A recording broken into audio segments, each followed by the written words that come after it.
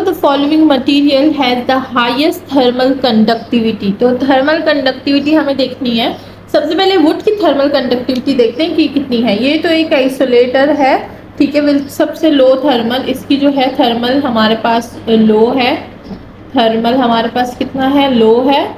और कितना लो है, तकरीबन अराउंड 0.2 वॉट पर क्या था, मीटर केल्विन, ठीक है ना, वॉट पर मीटर केल्विन, ठीक है। सो ये हमारे पास क्या है, हमारे पास जो है थर्मल का यूनिट है वॉट पर मीटर केल्विन, सही है। तो ये तो फर्स्ट हो गया। अब देखें अगर कहीं आ गया ना कि वुड का थर्मल कितना है, तो आप इधर बता सकते हैं कि 0.1 से 0.2 तक होता है, ठीक है। सो इसलिए मैंने ये वैल्यू भी साथ में जो है ऐड की है ताकि आपको एक्स्ट्रा इन्फॉर्मेशन हर एमसीक्यूज के साथ मिल सके। ओके, नाउ अगर हम लोग ग्लास की थर्मल जो है देखें तो गिलास हैज़ मॉडरेट थर्मल कंडक्टिविटी, यानी इसकी मॉडरेट है, ठीक है। थर्मल कितनी है इसकी, मॉडरेट, थर्मल मॉडरेट,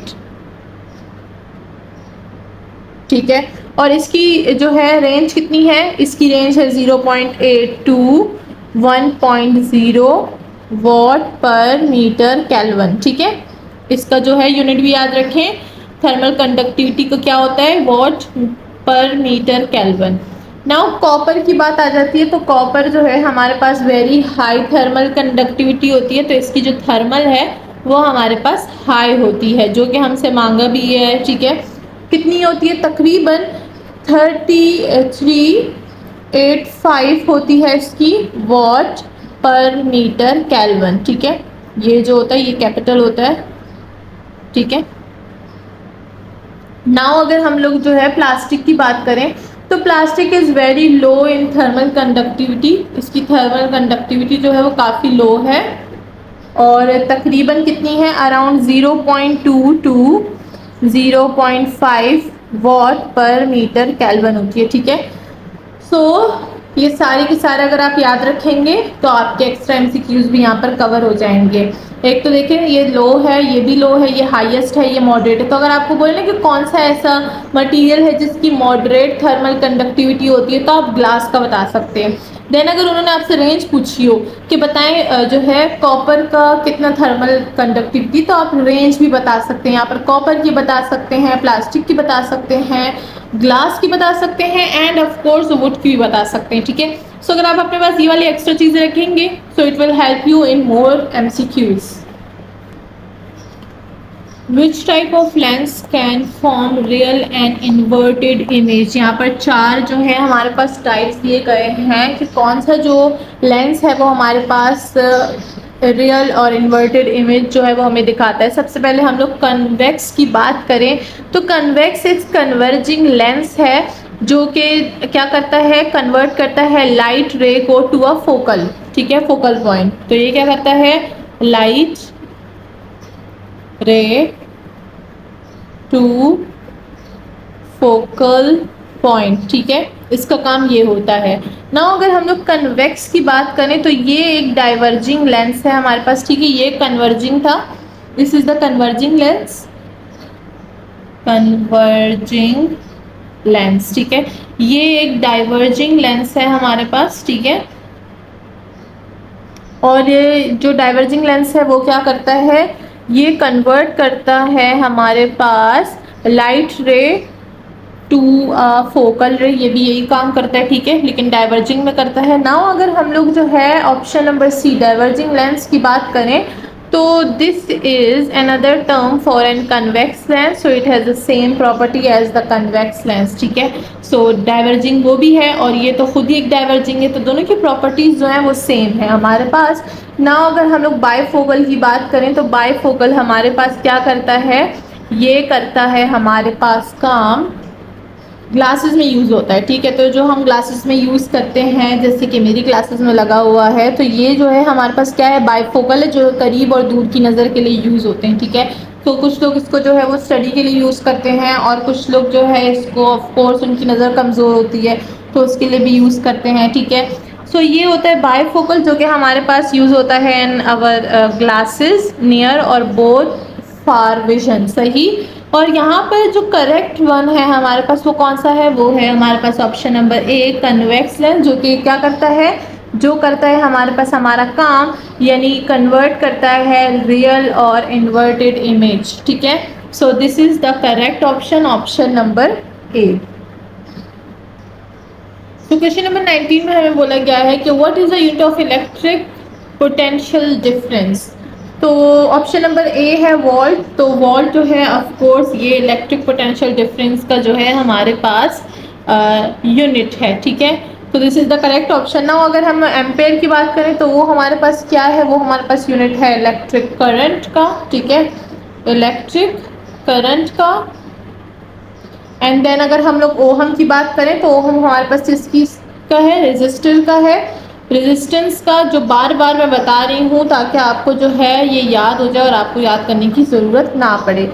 ये इलेक्ट्रिक रेजिस्टेंस का जो है हमारे पास है ऐसा यूनिट। और अगर हम वोट की बात करें तो वोट हमारे पास पावर का यूनिट है, और वोल्ट जो है हमारे पास इलेक्ट्रिक पोटेंशियल डिफरेंस का जो है वो है यूनिट, ठीक है। तो अपने पास बार बार ये चीज़ें नोट करते रहें ताकि आपको याद हो जाए, ठीक है।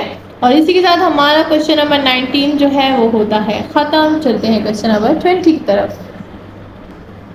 So what is the wavelength of light with frequency of 5, 10 power 14 hertz, ठीक है। तो हमें यहाँ पर जो है वेव लेंथ का फॉर्मूला पता होना चाहिए, because we have to find the wave length of light.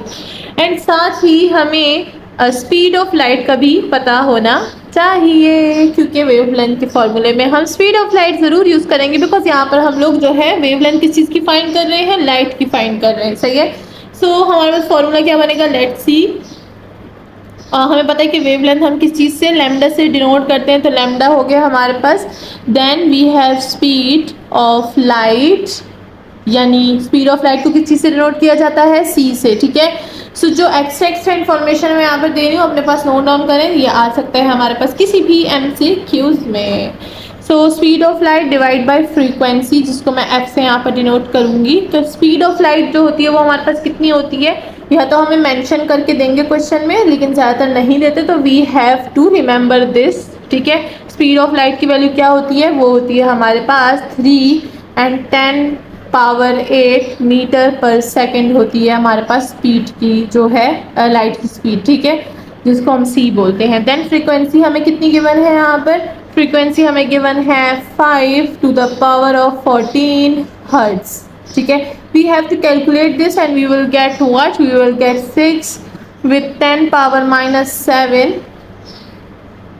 Metre, ठीक है। तो हमारे पास जो है वेवलेंथ कितनी हो गई, 6 और 10 पावर -7, यानी option number B is the correct option for wavelength of light. A transformer increase the voltage from 100 volt to 1000 volt. If the primary coil has 50 turns, how many does the second coil have? यहाँ पर हमें जो है बोला गया है कि एक ट्रांसफार्मर है जिसने अपना वोल्टेज जो है 100 से बढ़ा दिया 1000 कर दिया। तो जो प्राइमरी कॉयल है उसके 50 टर्न्स है, तो हमें जो सेकंड कॉयल है उसके टर्न्स हमने फाइंड करने हैं, ठीक है, कितने टर्न्स होंगे। तो यहाँ पर जो है हम लोग इक्वेशन यूज़ करेंगे, किस चीज़ की इक्वेशन यूज़ करेंगे हम, ट्रांसफॉर्मर रेशो की, ठीक है ना। तो चलिए यहाँ पर चलते हैं एक्सप्लेनेशन की तरफ और कैलकुलेशन करते हैं। ट्रांसफॉर्मर रेशो, ठीक है।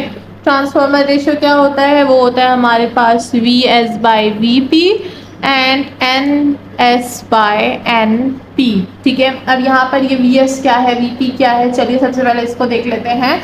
यहाँ पर जो VS है वो हमारे पास वोल्टेज ऑफ सेकेंडरी कॉइल होता है, ठीक है। क्या होता है, सेकेंडरी कॉइल का वोल्टेज होता है। So voltage of second coil, ठीक है, COIL, ठीक है। एंड जो हमारे पास VP होता है वो होता है वोल्टेज ऑफ फर्स्ट कॉइल या फिर प्राइमरी, ठीक है, प्राइमरी कॉइल। एंड ये जो NS होता है ये क्या होता है, number of turns in secondary coil, ठीक है, number of turns in second coil, okay. And जो NP होता है वो हमारे पास होता है number of turns in primary coil, सही है। सो ये सारी चीज़ें जो अपने पास नोट डाउन कर लें, आ सकता है कुछ भी, ठीक है ना। तो ये हो गया है हमारे पास ना। अगर यहाँ पर हम देखें तो हमें क्या फाइंड करना है, हमें NS फाइंड करना है। NS क्या होता है, NS होता है हमारे पास number of turns in secondary coil, ठीक है। सो हम क्या करेंगे, NP को उधर मल्टीप्लाई कर देंगे। So NS equal to VS by VP multiply by NP, ठीक है। VS की हमें वैल्यू गिवन है, VS की वैल्यू क्या है, वो है 1000 वोल्ट एंड VP की वैल्यू क्या है 100 वोल्ट और NP है हमारे पास क्या है, वो है 50 टर्न्स, ठीक है, TURNS टर्न्स। सो अगर हम लोग इन दोनों को कैलकुलेट कर दें तो हमारे पास क्या आएगा, हमारे पास आएगा 10 मल्टीप्लाई बाय 50 टर्न्स और ये क्या हो जाएगा, ये हो जाएगा 500 टर्न्स। सो हमारे पास करेक्ट आंसर क्या है, ऑप्शन नंबर ए, हमारे पास 500 टर्न्स होंगे इन सेकेंड कॉइल, ओके।